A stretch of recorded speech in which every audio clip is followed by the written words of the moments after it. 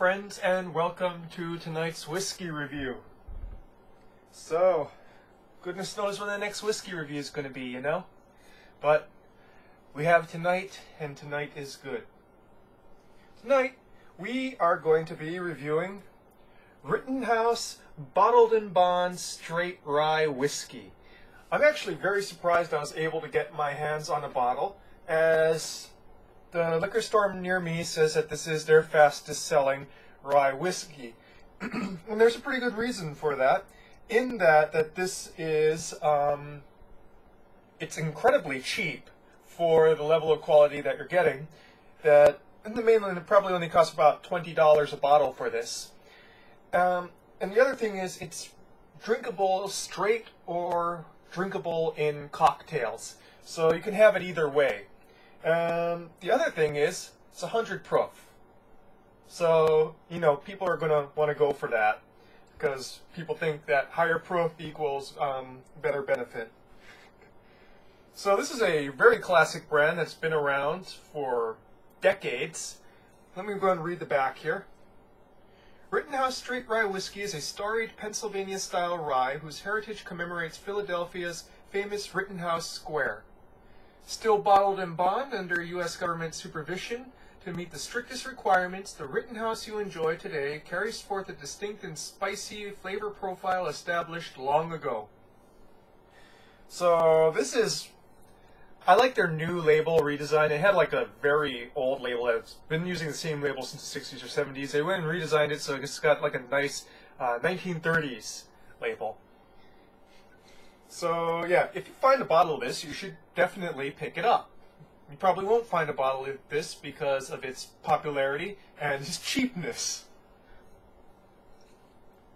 Okay, so this is actually a very hard whiskey to nose. Anything that's really higher proof is a lot harder to nose than you would think. I actually nosed the bottle, and I got a heck of a lot more than from the nosing glass. But if you do nose, always go and pour out. I actually poured this about 5 minutes ago. It needs to aerate a bit to get a lot of the more volatile alcohol out of there so you don't singe your nose hairs. I'm also going to be trying it on the rocks here. You can tell how hot Hawaii is. My ice is melting already, and I just got it out of the freezer a little while ago. So, in regards to the grain bill, this is very traditional rye in that the rye bill isn't all that high. It's pretty much the legal minimum at around 51%. That said, it is got a lot more of that rye pepper than rye whiskeys that I've had that have been, 95% rye. So this has got a lot more of that distinctive pepperiness that you want from rye, which is why this is highly recommended for cocktails, in that it's not as delicate as other rye whiskeys, and thus you still get that very distinctive rye taste even when mixed and diluted.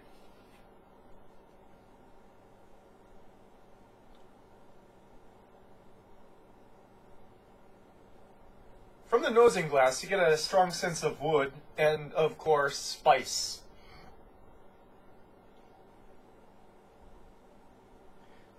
Orange, but it's orange marmalade, but is kind of muted compared to other rye whiskeys that I've had.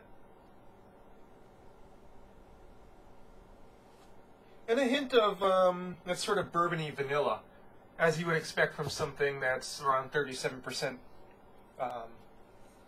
corn. Now, to nose the bottle, nosing the bottle is something else here. You get another very, very nice note when you nose the bottle.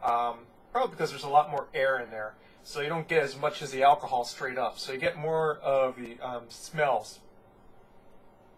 And what you get is this lovely, lovely smell of baking gingerbread.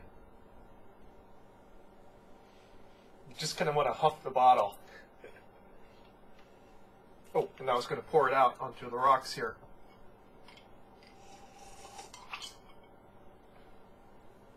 So I'm actually going to try it on the rocks first. Otherwise it's going to get a little bit too diluted.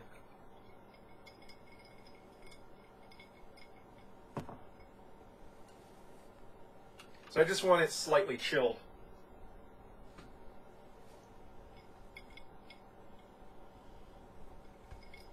The nose is greatly diminished by the chill.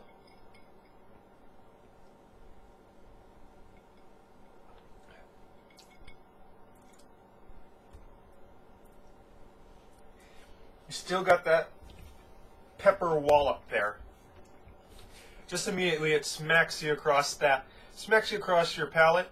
You know, there's cross in between cinnamon and red cayenne pepper. It is spicy.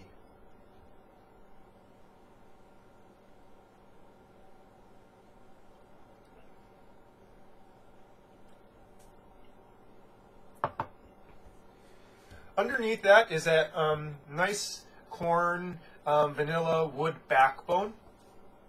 So it's got a lot more sweetness to it than your higher rye bill rye whiskeys.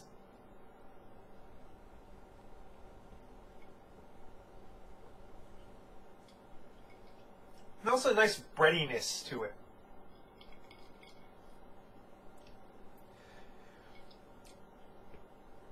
Even like this, it's still kind of hot. But again, it is 100 proof, which means it's 50% alcohol. It's going to have a little bit of hotness to it. Add to that the flavoring of that spicy flavoring. You know, it feels hot. And kind of in a good way, not so much in the fusel oil way, fusel alcohol way.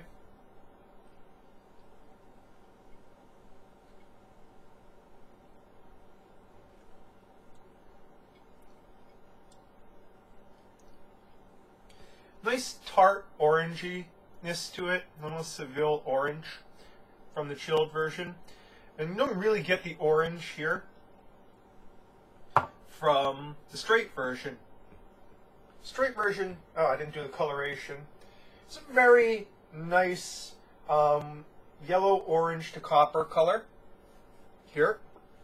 Get more light there, as you can see.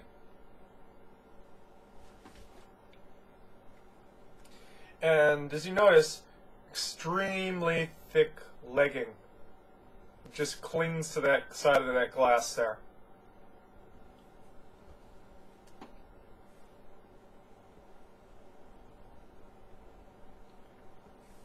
Much less peppery now in the nose.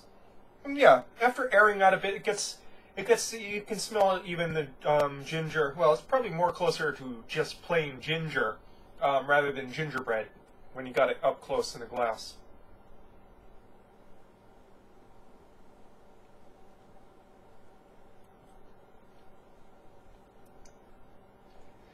And damn, does that pepper bite. But I like it. I like that snap. That, you know.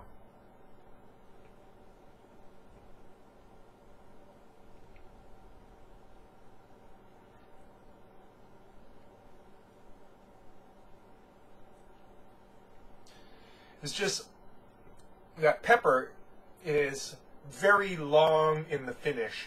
It just, as soon as you got there, it's spicy on your tongue, and it takes about 5-10 seconds to, you know, just slowly diminish in that spiciness.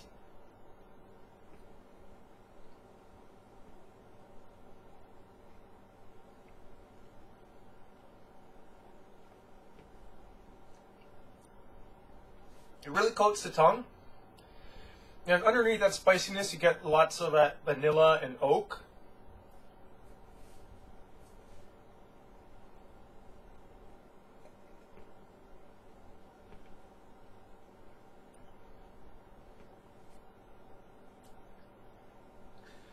And of course, even hotter than on the rocks. Now,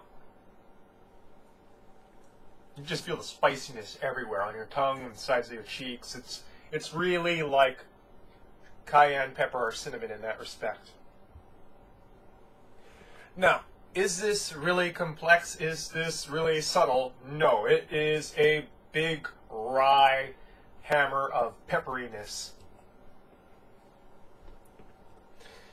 So, that said, it is still very drinkable straight.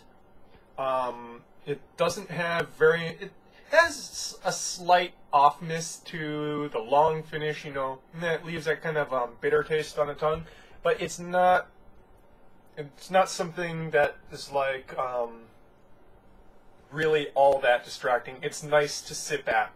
Once, with the caveat of you have to be somewhat experienced in drinking higher proof whiskey and somewhat experienced in drinking rye whiskey, which is a bit of a what's the term I'm looking for? A bit of an acquired taste, to say the least.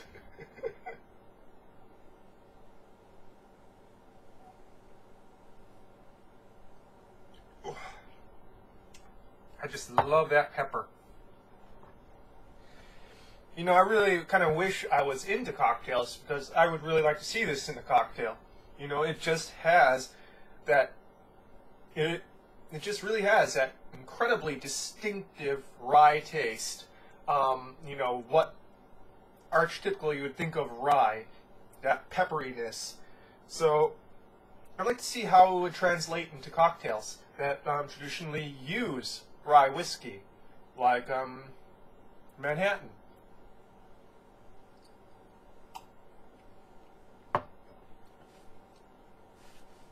A little bit over diluted now. I really need to get like rocks or something, you know, and just, you know, put in Scotch rocks and then a few drips of water, and get a much better effect that way. Blah, blah, blah, blah, blah. My tongue's going kind of numb from all that pepper.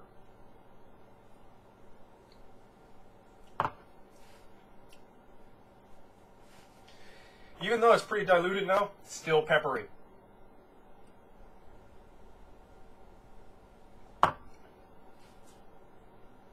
Actually nicely orange, to tell the truth. It feels watery in the mouthfeel, so it's kind of right now, but it's still got a lot of flavor into it. Okay, I'm kind of rambling at this point, so I'm going to wrap it up.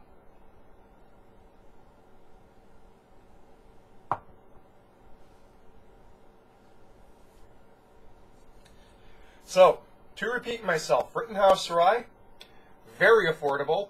It'll probably be around $20 a bottle on the mainland. Very good for drinking straight. From what I read, exceptional for making rye whiskey cocktails. So, Ray Sawhill, if you're interested, you should go and find yourself a bottle of this. So I know you're into those trad cocktail things. And, you know, that's your whiskey review for tonight. Rittenhouse Bottled in Bond Straight Rye Whiskey. Try it and enjoy it. That's all for tonight, folks. Cheers.